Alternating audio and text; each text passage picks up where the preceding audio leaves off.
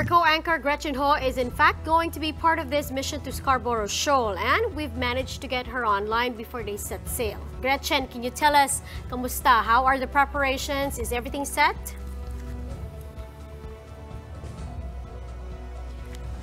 Riza, Regina, and Sean, is it the calm before the storm? Good weather greets the eve of the Atin Ito convoy, the second running of the civilian-led mission to the West Philippine Sea, this time heading over to the Scarborough Shoal off the waters of Masinloc, Zambales. The send-off dinner has just finished, has just wrapped up. Everybody's getting ready for a long journey ahead. And a while ago, before that, we heard some advocates and young leaders talking about the rights and the freedom of navigation in the country's EEZ. There was also a send-off mass praying for the safety of all and giving a blessing to the fishermen of Zambales. We are out here to civilianize and regularize access to our seas. That has been the constant message of the Atin Ito coalition, and that has been their response to claims by Chinese media saying that this sail is provocative action in the face of already tense situation over at Bajo de Masinloc. Now, putting it side by side, the Atin Ito coalition will be sending 5 large fishing boats accompanied by 100 smaller bangkas with over 200 civilians, as mentioned, volunteers, fishermen, local and foreign media, with international observers joining the convoy. And opposed to that, China is reportedly sending 4 Chinese Coast Guard vessels and 26 maritime militia. And just taking a look at the contrast of that, the Atin Ito coalition says it is quite clear as to who is the provocative party. Now, as you mentioned, there are 3 objectives to this: the Solidarity and Peace Regatta, installation of the symbolic markers, distribution of food and fuel to the fishermen. They are quite clear on that, on what they expect this mission to deliver and how they expect it to turn out. Hindi naman daw nila hinahangad na makarating sa Bajo de Masinloc because they also want to ensure the safety of everyone. That's why emotions here are quite tempered. There is a little bit of nervousness, but overall, it seems that people have prepared well for the journey. Well, Gretch, as you mentioned, this is going to be one of the largest, well, the largest convoy. We're talking about 255 people, and as we said, there is a reported blockade that you guys could be met with. How are the organizers ensuring the safety of all the participants of this mission? Regina, the organizers have said that they have planned for every scenario out at sea. For example, they told us that if they start being shadowed by Chinese vessels, they will continue on with their journey. That is the instruction. If they are radio challenged, the commander of the convoy will answer. That's Rafaela David. Only one person will do that.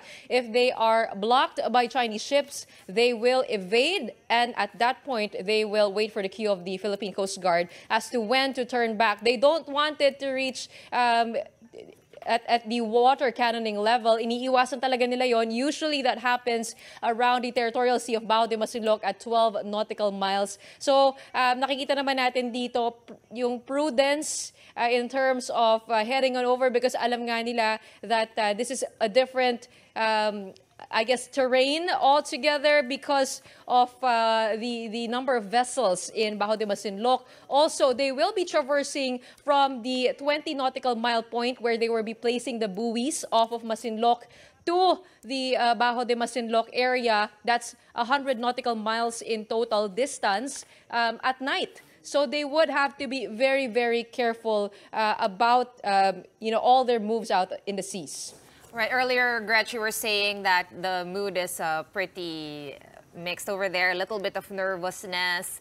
But how have the organizers, kind of assured everyone over there to kind of take that away and take away the anxieties and all these what-ifs? Sa totoo lang, tingin ko yung takot ay nanggagaling sa bukod sa yung hindi alam ng mga sasabay dito sa convoy na ito, kung paano sila matutulog, kung paano sila magsi-CR.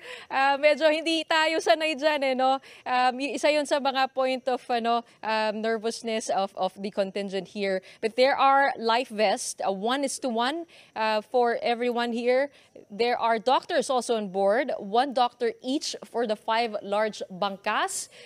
They will get ready for wounds, for seasickness, and for fractures even. So, handa naman medically, but syempre hindi pa rin matatanggal yung pangamba dahil marami dito ay hindi sanay, ano? Nagtanong din tayo kung lumalangoy ba yung mga kasama natin. Parang oo, pero hindi sila sigurado. Okay, and nagdagdag ba sa kaba itong mga umiikot na videos from China that we have seen from the Global Times? Yeah, well, specifically, you touched on this already. There's noise at the moment that this is being funded by U.S. Agencies. What was the talk like down there? What did the organizers have to say about it, and how did they address it? Well, they cried fake news on this, Regina and Sean and Riza. They said this is another attempt to delegitimize the civilian action. And they also said na ang taas naman daw ng tingin sa kanila for China to say, or for Chinese media to say, that they are being funded by the U.S. and Philippine government. They have emphasized time and time again that this is civilian-led, and if government chooses to have it their way, they won't be sending or they won't be allowing. But hindi nga nila pwedeng gawin yun because nga they are emphasizing on the freedom of transport around our EEZ. They also acknowledge that this is a very political issue in itself. So hindi talaga maiiwasan that there are political figures, some of them are part of political parties, and they do promote raising the awareness of Filipinos, of the young Filipinos, about the scenario in the West Philippine Sea to be able to understand what EEZ means, what territorial sea means. So, kung sinabi na medyo mapolitika ito, hindi talaga maiiwasan yun. Yan ang sabi nila. So, Regina, Riza, and Sean, before I let you guys go, and before you let me go, I actually have some guests here with me who have been raring to make an appearance, and they are the stars of the civilian convoy. These are fishermen of Masinloc, Zambales. Hello, magkain naman kayo. Oo. Ayo, kanina pa sila dito. Talaga, ito si si Kuya Jan. Unang-una, no, tatanungin ko po sa inyo, anong halaga nitong civilian convoy na ito para sa mga mangingisda ng Masinloc? Madam, sa amin, pinakamaganda po sa amin lahat ng mangingisda sa amin na kukumboy kami sa mga kasama na namin. Sama-sama. Sabi kasi nila, hindi ba parang pagka may mga ganitong eksena, lalo pang humihirap ang buhay ninyo? Siyempre, ayaw naman namin mangyari yun, pero ano po masasabi ninyo? Kaya nga po humihina ang isda sa amin dahil sa yung teritoryo na itong Scarborough. Kasi merong kami naririnig na malalakas na putok sa laot, kaya minsan natatakot po kami. Ano po yun, yung malalakas sa putok? Parang